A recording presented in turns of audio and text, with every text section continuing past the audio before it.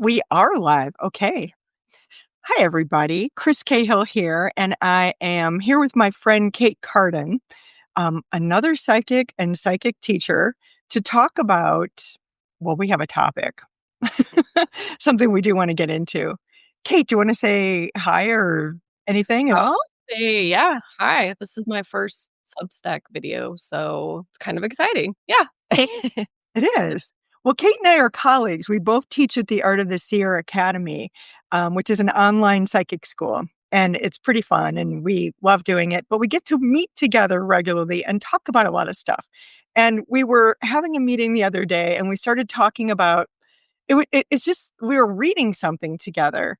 And it's really fun as clairvoyants. And I forget this a lot because I read so much. I'm always in readings, giving readings or teaching people about reading or, looking at something with colleagues or getting to have some way of playing with being a clairvoyant. And and Kate said, what was it you said exactly? Something like, I always learn so much when I'm reading. Yeah. I always learn so much when I'm reading. Yeah. It's fascinating to me. Yeah. Do you want to expound upon that? Because that's what we're going to talk about today. I will. Yeah. And it's funny. I think the reason why I think about it so much is because I have this bookshelf in my vision here when I'm sitting at my little spot. And I guess just to get really personal with my personal history and life is that I really struggled with depression for a long time in my life. And in order to have kind of positive thoughts in my space, I read so much, so many spiritual books, so many self-help books. And I was always kind of reading this stuff just to kind of be in a more positive, mental frame. And then when I started doing all this psychic work, I find that I'm not reading this stuff anymore because I'm getting all of this information for myself when I give a reading or, if somebody's reading me, it's like you're getting your own information instead of having to go out and get it from a different place. And it's not that I don't still value all of that stuff that I read, but it's just such a clear vision when I'm sitting here doing these readings and then you get this information and then you look up at the books and you're like, oh yeah, that's how I used to get my information. Right. Yeah. And it's kind of fun. I find that, and I had a similar, I told you this when we were talking about this, I had a very similar experience. I was really, before I got into learning how to do what I now do, kind of like what I now do every day. Yeah. I didn't Yeah. expect to be moving in this direction, but I was reading constantly and all tons Good. of different spiritual books, mostly nonfiction, going to different people's Yep. talks. I got to see some of the authors live, and I really appreciated the experience. I think it really inspired me and helped me move in this direction. And I know that, because I'm an avid reader, but now I read mostly fiction because it's another way that I'm learning things. It's kind of fun Yeah. because as a clairvoyant, I'm always looking at the energy of something, whether I'm consciously looking at it or not. But it's something that we do as people. We naturally are paying attention to the energy and we might base it on something we already think we know,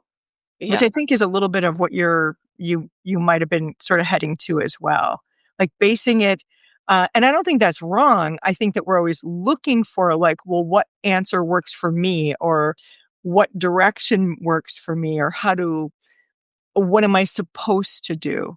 Like, who's the expert who wrote the book that I feel like following?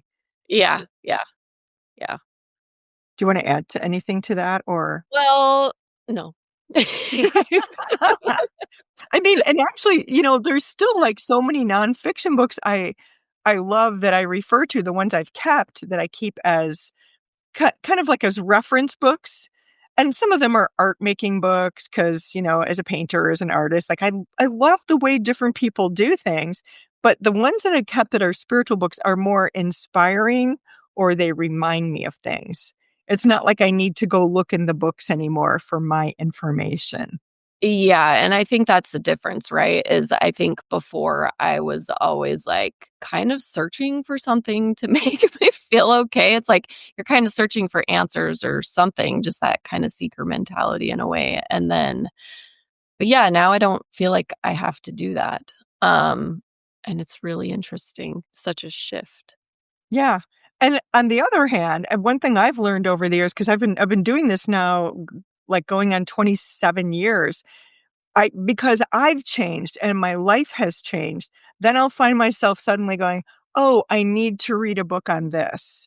And then Yeah. I'll go find it. So it's sort of like there's a part of me that's saying, "Go read this because this person's gonna help guide you in the direction."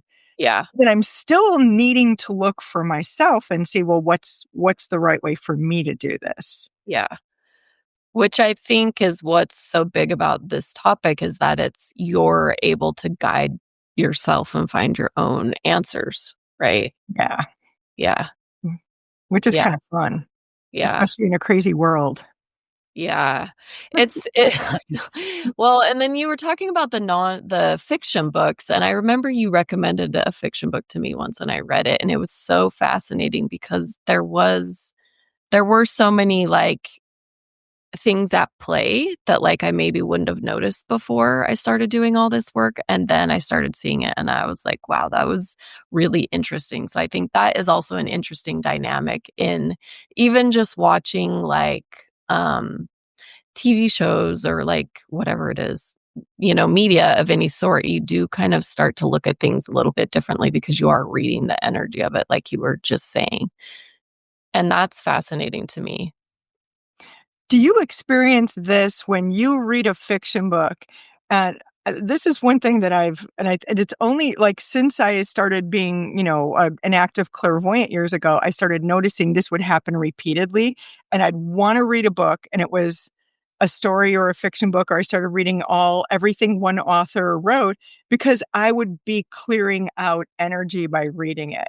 And I think Yeah, that people yeah, have other ways of putting this other than clairvoyant speak, because I think a lot of people do this. It's like it's the healing. We talk of it as, "Oh my gosh, I blew a big picture." Like I was able to move all this energy reading this book. It helped me see myself in a whole new way. yeah, for sure. I think it's interesting. I think when you do turn this stuff on, you definitely start to be able to clear things in just situations that you wouldn't have done before, right? Whether you're taking on media or whether you're even just like around other people, you start to see the energy and you start to clear something or you notice something. And that's really cool because now that I'm thinking about it, it's almost like life is a book. Like instead of reading a book, you're just like having all these experiences all the time, right? And you can clear energy like even when I'm at my job, like I find myself clearing energy in ways that like I did not do before I started doing this work? Yeah. Same here.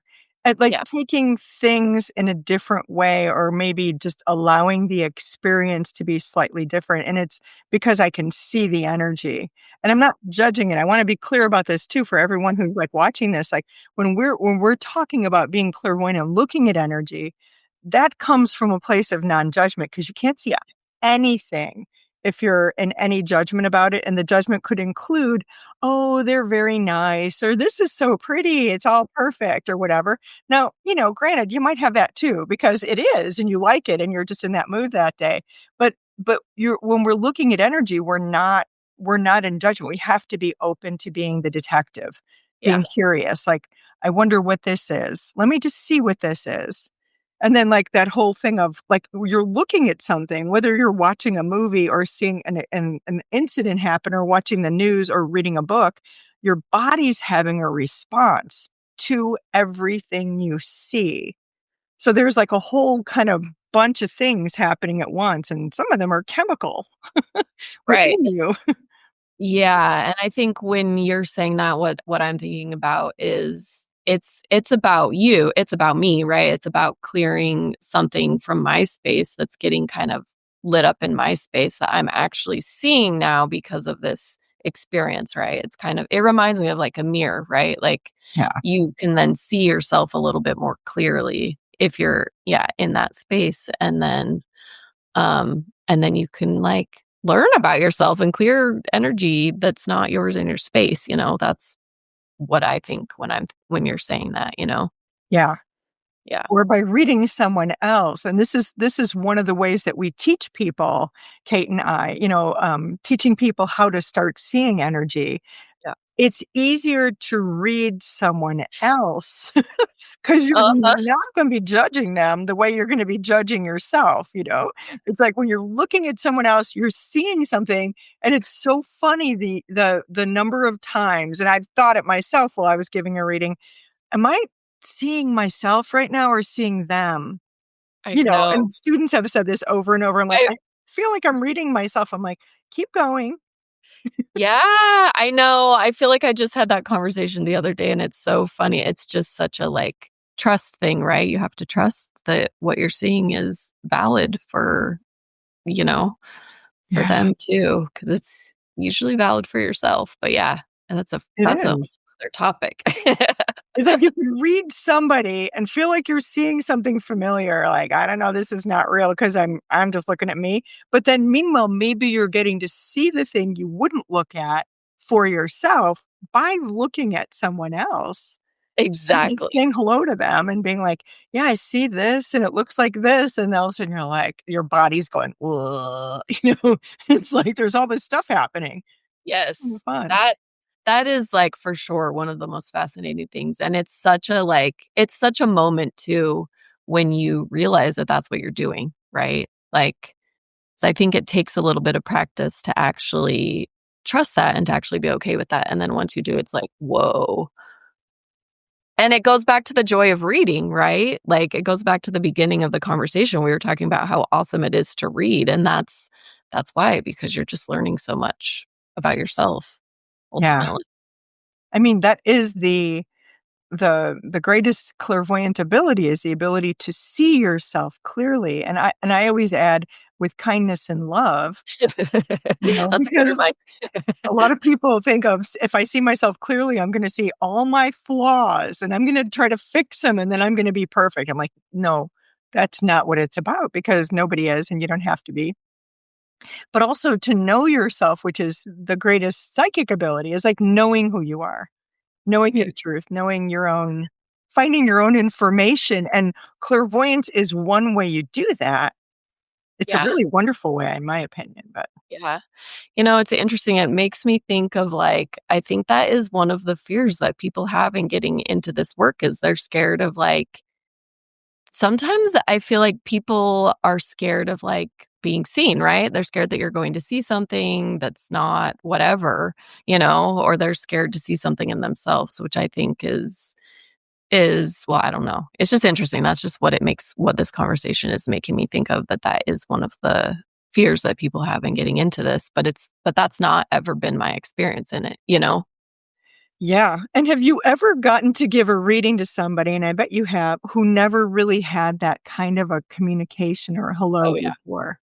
Yeah, totally, and they're just like, "Wow," and it's funny because we always say like, "Oh, I feel so seen," which is always kind of funny to me, but it's like, yeah, I have somebody who says it just feels like a spiritual hug?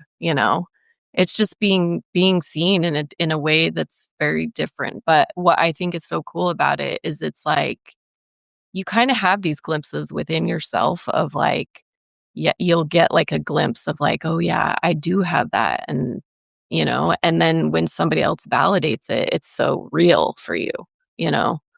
Yeah. It can feel like you're actually really being, validated for being you, Yeah, yeah, because we are given so much information starting from the time we're so young to kind of be how someone else sees us or wants to see us. And they might not be trying to be harmful, but it can sometimes get in the way of how we get to know and see ourselves. exactly. Yeah, for sure. Yeah, Yeah. that's interesting. Yeah. Thank you, Kate. This has really Yeah. been fun to talk about this. I Yeah, know. I think we're gonna keep it short to yeah, just this little nugget, but thank you everybody who's watching this or who showed up live today. We really appreciate it. We will have a lot more of these coming up. I've already got a few in the, that are in the my Substack. And if you're interested in knowing more about the classes we're talking about, reach out. I'm yeah, here. yeah. And but Kate, thank you so much, and I hope you have a Yeah, good one. it's been fun. Thank you. Ah, thank you too.